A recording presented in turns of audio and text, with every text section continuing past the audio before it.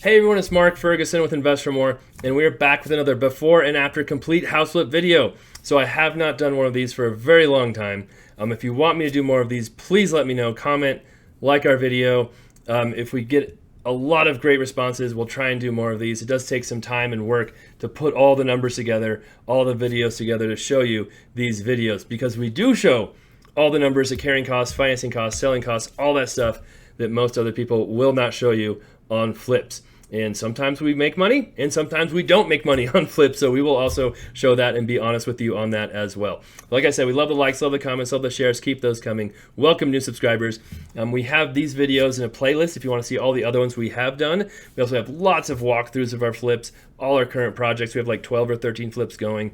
My liquor store, mini mart, all of that. Our rental properties, the industrial property that we just bought that's been going great. Lots of other cool things if you're new to us. So in this video, we'll show you the before, the during, and the after video of the house after the work's been done, and some issues we had with our contractor on this one, which is normal, but you can see how we handle that. And then we'll show you all the numbers here at the end that go through all those costs and tell you what we actually made. All right, let's get started and show you what this house looked like when we first bought it and what we paid for it. All right, so this is the house that we bought for $265,000 from a wholesaler. A wholesaler is someone who tries to find deals for investors, get them under contract, sell them, or just transfer the contract to the investor without doing any work. So this is a wholesaler we used to get tons of deals from. They just have had less deals for us lately. And some of the deals they've had, other investors are willing to pay more for. So while the real estate market's been crazy, we're still not paying more than what I think we should for these properties. And you'll see why as we go through this. While it seems to have big profit potential, that profit often gets eaten away by lots and lots of little things. So this is one, as we walk through it, that didn't need a ton of work, but it definitely needed quite a bit. And things just always seem to add up over time. And you can see when you first walk in the property, it's a little strange. You've got a hallway with kind of a wall in front of you. And that's one thing we wanted to do, was take out that wall and make it more open.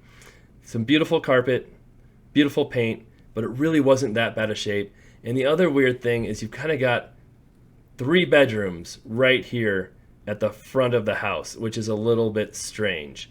And that's because it had an addition put on the back, and they redid the whole floor plan with this house. Now, sometimes we have cool stuff that's left. I usually don't keep it. Sometimes I give it to my kids, or I just tell my contractors, hey, you want that stuff? Take it. Go right ahead.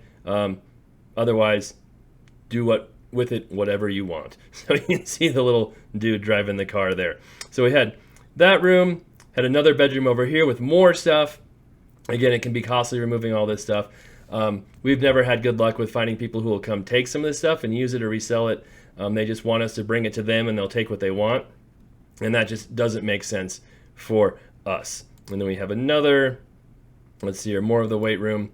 Yeah, this is the other bedroom over here in the front of the house. And then we've got the bathroom, which was kind of a sticking point on this house.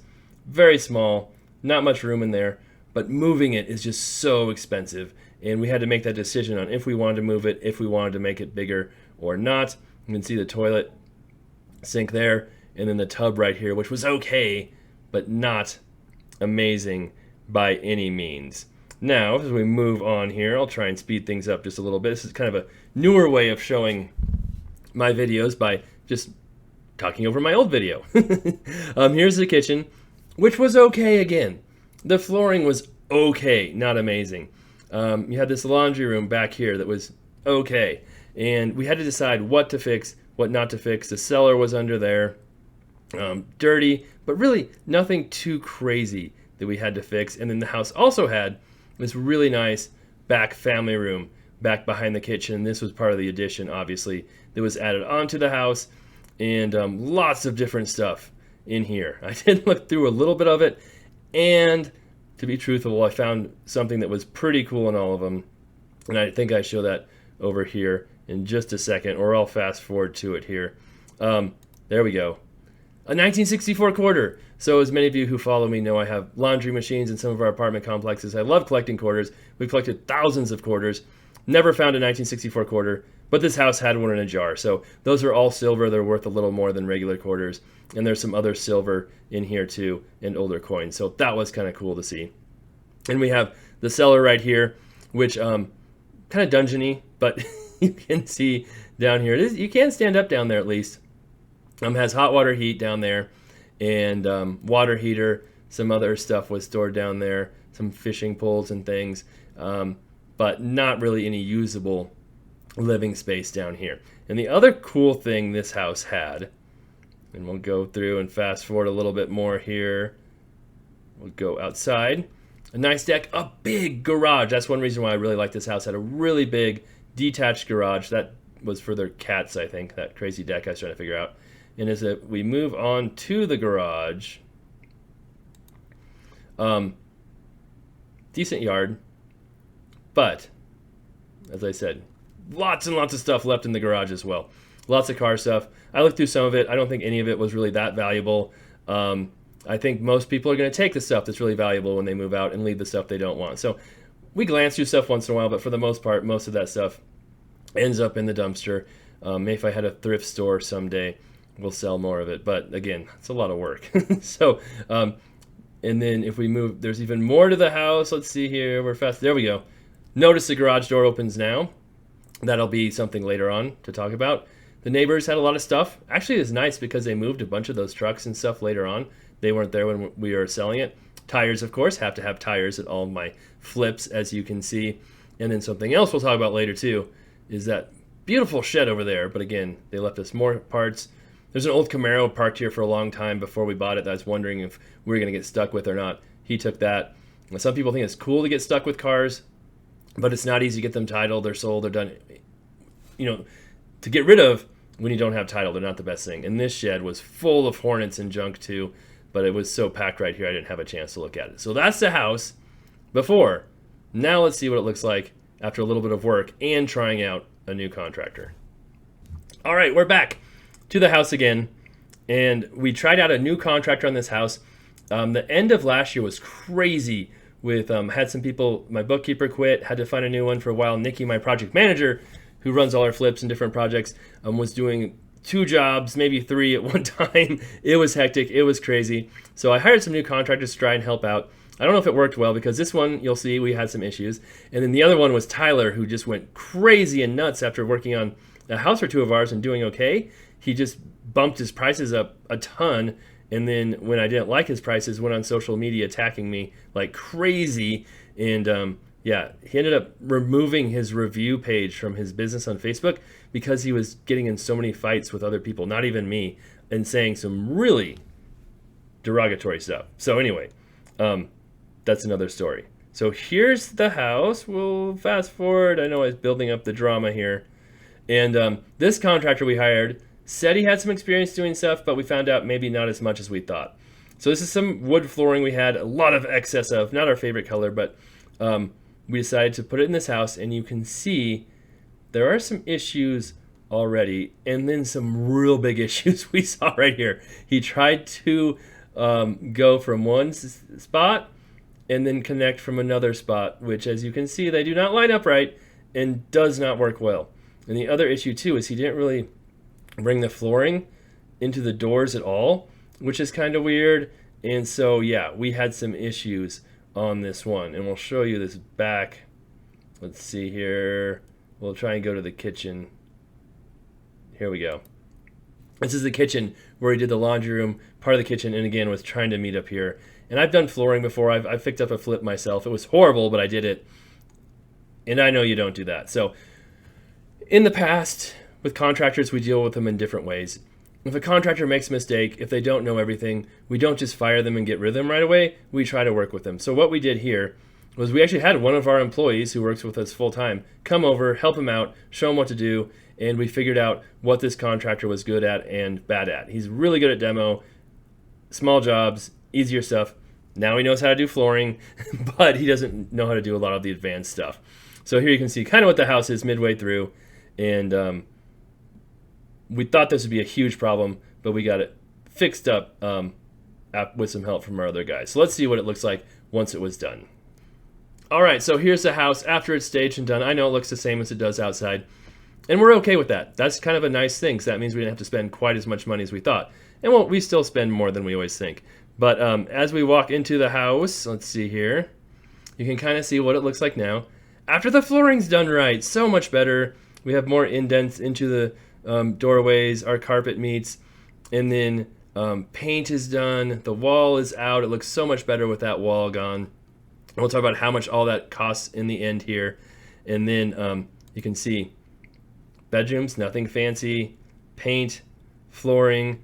People ask us why we put carpet in the bedrooms, and we're in Colorado where it can be cold, and a lot of people do prefer carpet in the bedroom, not hard floors. So if it's hardwood floors and we could refinish them, sure, we do that, but we usually don't lay laminate in the entire house. And carpet's actually a little bit cheaper than laminate as well. So there you can see the stage bedroom. We pay, what, $1,500 or so for staging for 3 weeks. They bring all the furniture, do all of it. We don't have to worry about it. Nikki used to do some staging. She decided she hated it, so she doesn't do it anymore. Now we have our other company do it. And here's kind of the dining room area. Now, again, like I said, this house had an addition put on. They changed the whole floor plan, so it's a little bit different of a floor plan than you would normally see. All right, moving on. I showed some of the before pictures. There we go. Here's our kitchen. And you can see here we kept the cabinets, we painted them, we got new appliances, and that was about it. We didn't want to spend a whole lot of money. You can spend a lot of money on kitchens if you go crazy. We try not to go crazy on our flips. We try to make them nice, livable, fresh, clean, but we do not go HGTV crazy on them either. There's a little laundry room area. This is where we thought about putting a bath, and a lot of people suggested we should. As you can see, we did not do that. That's the microwave the stagers took down off our counter because they didn't think it looked very good, so they put it in there. But it just would have been configuring a bathroom in here with this cellar floor, and just it would have been so much work to make that work. So we did not do that. And as we move in here, you can see the family room addition looks so much better with the staging, and big, huge room. It was very nice. And then, yeah, the kitchen. Now, a lot of people didn't like our counters in the kitchen either.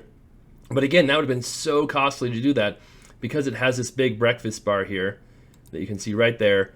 And it's a weird size. There's our before video, sorry. We would have had to do granite, something crazy, hard countertop. It would have taken a long time, been really, really expensive. That saved us a bunch of money. I think it looked okay. Nikki tried to kind of match the grout with the counters, so it all tied in together. All right, and then we scroll here, wherever the bathroom is down here. Oh, there we go. There's a garage. It looks the same, but we'll talk about what happened there.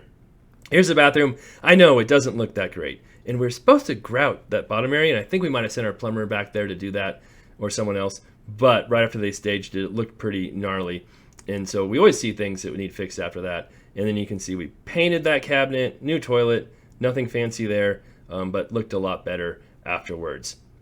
And so that is what the house looks like afterwards.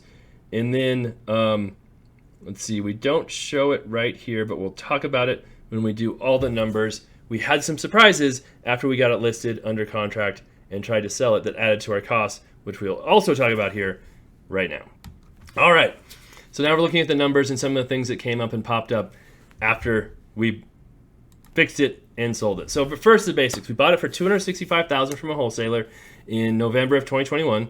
We ended up selling it for $385,000 with a typo right there on July 2022. I spoke at a Bigger Pockets conference last year, and I knew there's some typos in my presentation, but I'd already given it to Bigger Pockets. I couldn't fix them. So during my speech, I told people if they find typos, the first one to point them out gets some free books. So I sent people some free books. That was kind of fun. But anyway, we had some setbacks, contractor issues like we showed you, and some more things in their inspection. So we got the house under contract, and during their inspection, they ran a sewer scope, found the line had some damage. We had to dig that up, replace part of it. That was pretty expensive, but luckily it wasn't under the garage. And then the garage door stopped working, and when our guy went over to look at it, he said the whole garage door was shot, the new door and opener, so that was expensive. We'll talk about that too. And then that shed in back, we actually had to tear down because the appraiser came through and said it wasn't structurally sound. Even though it's a shed, we don't know why it needs to be structurally sound. He said it needed to be repaired, so instead we just tore it down. So for the repairs, Our bath was about $1,500, which includes some other plumbing too. Obviously, we didn't do a whole lot in the bath, but we had some other plumbing, so bath/plumbing. The kitchen was $4,500, with a big chunk of that being appliances. They're so expensive now. They have almost doubled in cost the last 2 years. Then painting the cabinets, some other minor work there. Paint on the interior of the house. Flooring has gotten more expensive as well. Demo, getting rid of everything. Light fixtures throughout the house. That garage door was about $2,000. It was a big door, big opener. Wall removal. There's some power in that wall, some different things. Fixing things up afterwards was a couple thousand. That sewer was probably about $7,500 after digging it up, replacing it. Building demo. I had to tear out that back shed. It had massive amounts of concrete underneath it, so that was pretty expensive. Took a while, lots of dumpsters. And then miscellaneous stuff, all the little stuff that we don't see, HVAC inspections, cleaning, minor electrical stuff, just fixing little stuff here and there adds up. So overall, we had $35,000 in costs for repairs. Now we also had financing. A lot of people think I'm crazy for financing flips. We do a lot of deals. Like, why don't you just pay cash for everything? And it would seem like it on this video like I should, because we pay 10% interest rate with a private money loan, which is like a loan from somebody I know pretty much. And it's really easy. I send them a text message. They say, sure, I'll lend you the money. I'm like, great. And that's all there pretty much is to it. But it can be expensive. So about $72 a day at 10% on $65,000. Plus we have origination fees, points of $5,300. So total, I paid $22,000 in financing on this house. Now that's why we try to flip them quick and get them done quick. But when I have so many projects going at once, that never realistically happens. It takes us a while. But it's still worth it to do these, because that's why I can have so many different projects going on, is because of the private money, because we pay a little more. And in the long run, it does make sense to do more projects that make money instead of just doing a few with cash. And I have another video that goes over that. Just search Invest for More, Loans versus Cash, that really dives into the numbers on how that works. So that's our financing costs. Carrying costs, which a lot of people don't talk about. Insurance, a couple thousand a year, can prorate it down to how long we owned it. Same for property taxes. Utilities, while we own the house, we have to pay for electric, gas, water, all of those things. While we own it, we also have to remove snow, mow the lawn, those. So we have over $5,000 in carrying costs. Selling and buying costs. When I buy from a wholesaler, I have more costs, because a wholesaler usually passes on the seller's closing costs to the buyer. That's me. So I have to pay for their title insurance, closing fees, other things. When I buy a house from the MLS, since I'm an agent, I usually get a commission, and the seller pays for all those things. So it can save quite a bit of money buying from the MLS, but they're not always as good at deals. So there's trade-offs. Title fees, a couple thousand, closing fees, flood fees, certifications, all that stuff that adds up. And then commissions to other agents. So I'm a broker. I can list it, sell it in my office, not really pay a commission. But I always pay a buyer's agent for the buyer side. Listing side takes less. Buyer side, I do have to pay. So about $15,000 in costs there. Add it all up. Financing, repairs, carrying, selling, $78,000 in costs. And it always amazes me how much our costs are. Even though I know they're high, they always seem to be higher than I think they should be. And that's because we hold them too long. We always find new repairs. There's always things that come up. And that's just part of the business, and why we try not to ever overpay for properties, because so many surprises come up. We don't always sell them as fast as we think, and those things eat into the profit. So, did we make money on this property? Yes. We sold it for $385, bought it for $265, had $78,000 in costs. We did make $41,000 on it, so it was a good flip. It was worth doing. The market kind of went up a little bit after we first bought it. Then it's kind of steadied out. I'd say it's still pretty steady right now. Maybe dipped just a tiny bit. What we're seeing is definitely less activity, less buyers, but now we're also starting to see less sellers as well, because sellers don't want to sell for less. They don't want to sell their house with a 2% interest rate and then buy one with a 5% rate. So we're not seeing as many sellers, and building is really going to drop off here soon. I'm looking at new housing starts dropping 10% from last month. So we're going to see a lot less new construction here as well. So it'll be interesting to see what the market does. We're kind of in a lull right now. It's also one of the worst times to sell a house in the fall when school starts. But it'll be interesting to see what happens the next month or two here. So we made money in the house. Good deal. If you want me to do more of these videos, please let me know. We love the likes, love the comments, love the shares too. Love seeing new subscribers. Like I said, we'll have many other videos of our flips, rentals, stores. I have a liquor store and a bar, and real estate advice videos as well, too. All right, thanks for watching. We'll be back with much more coming up here soon.